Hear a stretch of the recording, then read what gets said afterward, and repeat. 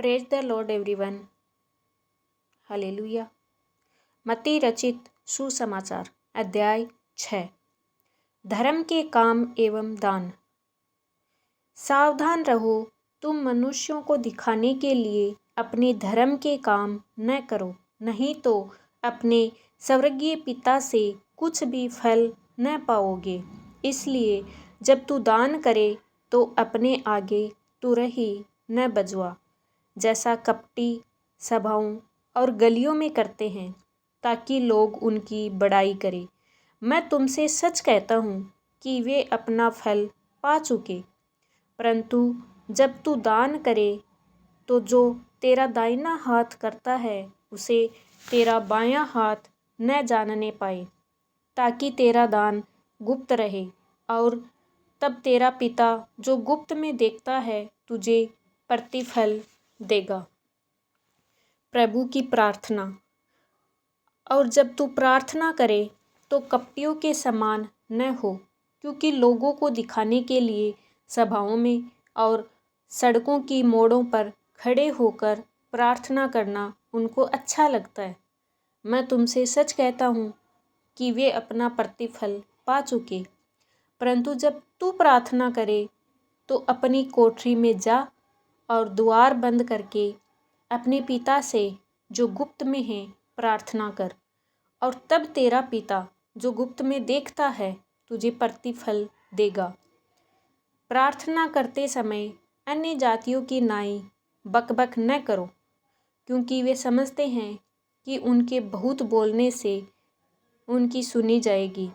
सो तुम उनकी नाई न बनो, क्योंकि तुम्हारा पिता तुम्हारे मांगने से पहले ही जानता है कि तुम्हारी क्या क्या आवश्यकता है। सो तुम इस रीति से प्रार्थना करो, हे हमारे पिता, तू जो स्वर्ग में है, तेरा नाम पवित्र माना जाए, तेरा राज्य आए, जैसी इच्छा तेरी स्वर्ग में पूरी होती है वैसे पृथ्वी पर भी हो। हमारी दिन भर की रोटी आज हमें दे, और जिस प्रकार हमने अपने अपराधियों को क्षमा किया है वैसे ही तू भी हमारे अपराधों को क्षमा कर, और हमें परीक्षा में न ला, परंतु बुराई से बचा, क्योंकि राज्य और पराक्रम और महिमा सदा तेरे ही है। आमीन। इसलिए यदि तुम मनुष्य के अपराध क्षमा करोगे तो तुम्हारा स्वर्गीय पिता भी तुम्हें क्षमा करेगा, और यदि तुम मनुष्यों के अपराध क्षमा न करोगे तो तुम्हारा पिता भी तुम्हारे अपराध क्षमा न करेगा। उपवास। जब तुम उपवास करो तो कपटियों की नाई तुम्हारे मुंह पर उदासी न छाई रहे, क्योंकि वे अपना मुंह बनाए रहते हैं ताकि लोग उन्हें उपवासी जाने। मैं तुमसे सच कहता हूँ कि वे अपना प्रतिफल पा चुके। परंतु जब तू उपवास करे तो अपने सिर पर तेल मल और मुंह धो, ताकि लोग नहीं परंतु तेरा पिता जो गुप्त में है तुझे उपवासी जाने। इस दशा में तेरा पिता जो गुप्त में देखता है तुझे प्रतिफल देगा। स्वर्गीय धन। अपने लिए पृथ्वी पर धन इकट्ठा न करो, जहाँ कीड़ा और काई बिगाड़ते हैं और जहाँ चोर सेंध लगाते और चुराते हैं, परंतु अपने लिए स्वर्ग में धन इकट्ठा करो, जहाँ न तो कीड़ा और न कोई बिगाड़ते हैं, और जहाँ चोर न सेंध लगाते और न चुराते हैं, क्योंकि जहाँ तेरा धन है वहाँ तेरा मन भी लगा रहेगा। शरीर का दिया आँख है, इसलिए यदि तेरी आँख निर्मल हो तो तेरा सारा शरीर भी उजियाला होगा। परंतु यदि तेरी आँख बुरी हो तो तेरा सारा शरीर भी अंधियारा होगा। इस कारण वह उजियाला जो तुझ में है यदि अंधकार हो तो वह अंधकार कैसा बड़ा होगा। कोई मनुष्य जो दो स्वामियों की सेवा नहीं कर सकता, क्योंकि वह एक से बैर और दूसरे से प्रेम रखेगा, या एक से मिला रहेगा और दूसरे को तुच्छ जानेगा। तुम परमेश्वर और धन दोनों की सेवा नहीं कर सकते। इसलिए मैं तुमसे कहता हूँ कि अपने प्राण के लिए यह चिंता न करना कि हम क्या खाएंगे और क्या पिएंगे, और न अपने शरीर के लिए कि क्या पहनेंगे। क्या प्राण भोजन से और शरीर वस्त्र से बढ़कर नहीं? आकाश के पक्षियों को देखो, वे न बोते हैं, न काटते हैं और न खेतों में बटोरते हैं, तो भी तुम्हारा स्वर्गीय पिता उनको खिलाता है। क्या तुम उनसे अधिक मूल्य नहीं रखते? तुम में कौन है जो चिंता करके अपनी अवस्था में एक घड़ी भी बढ़ा सकता है? और वस्त्र के लिए क्यों चिंता करते हो? जंगली शोषणों पर ध्यान करो कि वे कैसे बढ़ते हैं। वे न तो परिश्रम करते न काटते हैं। तो भी मैं तुमसे कहता हूँ कि सुलेमान भी अपने सारे वैभव में उनमें से किसी के समान वस्त्र पहने हुए न था। इसलिए जब परमेश्वर मैदान की घास को जो आज है और कल भाड़ में झोंकी जाएगी, ऐसा वस्त्र पहनाता है, तो हे अल्पविश्वासियों, तुमको वह क्यों कर न पहनाएगा। इसलिए तुम चिंता करके यह न कहना कि हम क्या खाएंगे या क्या पिएंगे या क्या पहनेंगे, क्योंकि अन्य जाति इन सब वस्तुओं की खोज में रहते हैं, और तुम्हारा स्वर्गीय पिता जानता है कि तुम्हें ये सब वस्तुएं चाहिए। इसलिए पहले तुम उसके राज्य और धर्म की खोज करो, तो ये सब वस्तुएं भी तुम्हें मिल जाएगी। सो कल के लिए चिंता न करो, क्योंकि कल का दिन अपनी चिंता आप कर लेगा। आज के लिए आज ही का दुख बहुत है। दोषारोपण अध्याय 7। दोष मत लगाओ कि तुम पर भी दोष लगाया जाए, क्योंकि जिस प्रकार तुम दोष लगाते हो उसी प्रकार तुम पर भी दोष लगाया जाएगा, और जिस नाप से तुम नापते हो उसी से तुम्हारे लिए भी नापा जाएगा। तू क्यों अपने भाई की आँख के तिनके को देखता है और अपनी आँख का लट्ठा तुझे नहीं सूझता? जब तेरी ही आँख में लट्ठा है, तो तू अपने भाई से क्यों कर कह सकता है कि ला, मैं तेरी आँख से तिनका निकाल दूँ। हे कपटी, पहले अपनी आँख में से लट्ठा निकाल ले, तब तू अपने भाई की आँख का तिनका भली भांति देखकर निकाल सकेगा। पवित्र वस्तु कुत्तों को न दो, और अपने मोती सूअरों के आगे मत डालो। ऐसा न हो कि वे उन्हें पांव तले रौंदे और पलटकर तुमको फाड़ डाले। मांगो तो पाओगे, मांगो तो तुम्हें दिया जाएगा, ढूंढो तो तुम पाओगे, खटखटाओ तो तुम्हारे लिए खोला जाएगा। क्योंकि जो कोई मांगता है उसे मिलता है, और जो ढूंढता है वह पाता है, और जो खटखटाता है उसके लिए खोला जाएगा। तुम में से ऐसा कौन मनुष्य है कि यदि उसका पुत्र उससे रोटी मांगे तो वह उसे पत्थर दे, या मछली मांगे तो उसे सांप दे? सो जब तुम बुरे होकर अपने बच्चों को अच्छी वस्तुएं देना जानते हो, तो तुम्हारा स्वर्गीय पिता अपने मांगने वालों को अच्छी वस्तुएं क्यों न देगा। इस कारण जो कुछ तुम चाहते हो कि मनुष्य तुम्हारे साथ करे, तुम भी उनके साथ वैसा ही करो, क्योंकि व्यवस्था और भविष्यद्वक्ताओं की शिक्षा यही है। सकरा और चौड़ा मार्ग। सकेत फाटक से प्रवेश करो, क्योंकि चौड़ा है वह फाटक और चाकल है वह मार्ग जो विनाश को पहुंचाता है, और बहुतेरे हैं जो उससे प्रवेश करते हैं। क्योंकि सकेत है वह फाटक और सकरा है वह मार्ग जो जीवन को पहुंचाता है, और थोड़े हैं जो उसे पाते हैं। जैसा पेड़ वैसा फल। झूठे भविष्यद्वक्ताओं से सावधान रहो, जो भेड़ों के भेष में तुम्हारे पास आते हैं, परंतु अंतर में फाड़ने वाले भेड़िए हैं। उनके फलों से तुम उन्हें पहचान लोगे। क्या झाड़ियों से अंगूर या ऊंटकारों से अंजीर तोड़ते हैं? इसी प्रकार हर एक अच्छा पेड़ अच्छा फल लाता है और निकम्मा पेड़ बुरा फल लाता है। अच्छा पेड़ बुरा फल नहीं ला सकता और न निकम्मा पेड़ अच्छा फल ला सकता है।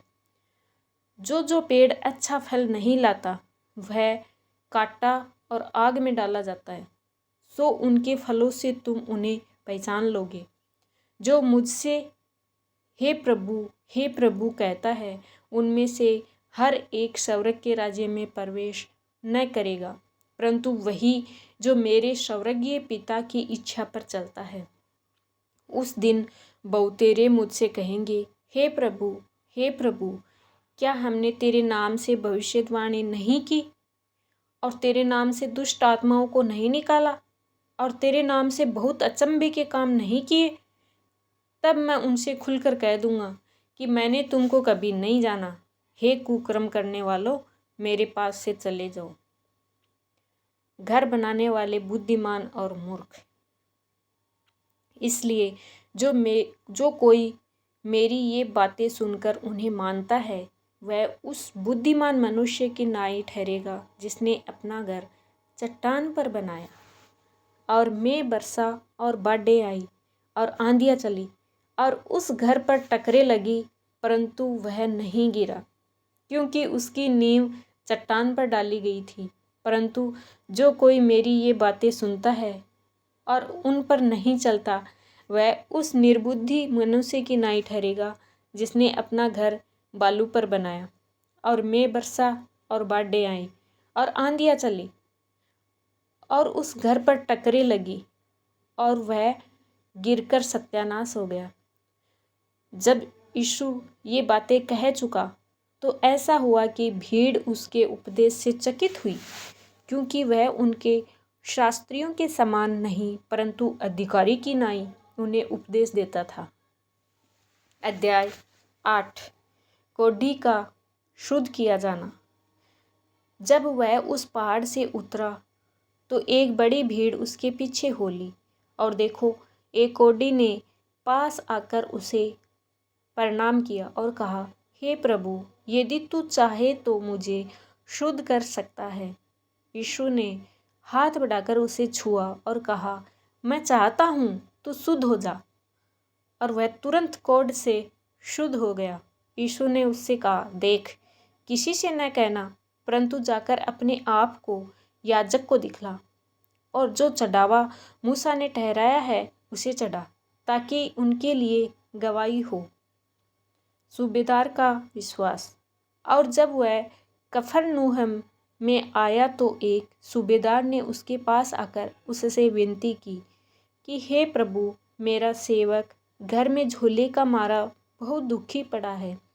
उसने उससे कहा, मैं आकर उसे चंगा करूँगा। सूबेदार ने उत्तर दिया कि हे प्रभु, मैं इस योग्य नहीं कि तू मेरी छत के तले आए, पर केवल मुख से कह दे तो मेरा सेवक चंगा हो जाएगा, क्योंकि मैं भी पराधीन मनुष्य हूँ और सिपाही मेरे हाथ में है।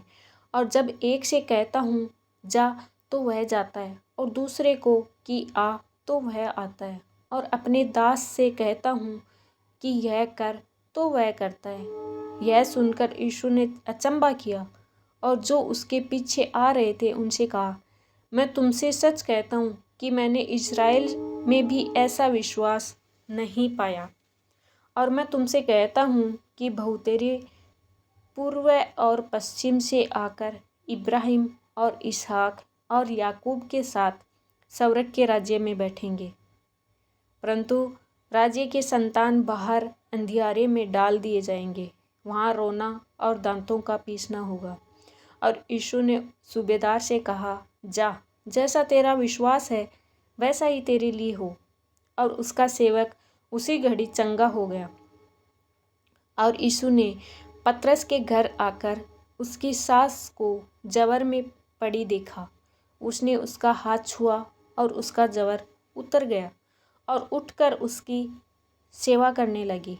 जब संध्या हुई तब वे उसके पास बहुत से लोगों को लाए जिनमें दुष्ट आत्माएं थीं, और उसने उन आत्माओं को अपने वचन से निकाल दिया और सब बीमारों को चंगा किया, ताकि जो वचन यशायाह भविष्यद्वक्ता के द्वारा कहा गया था वह पूरा हो, कि उसने आप हमारी दुर्बलताओं को ले लिया और हमारी बीमारियों को उठा लिया।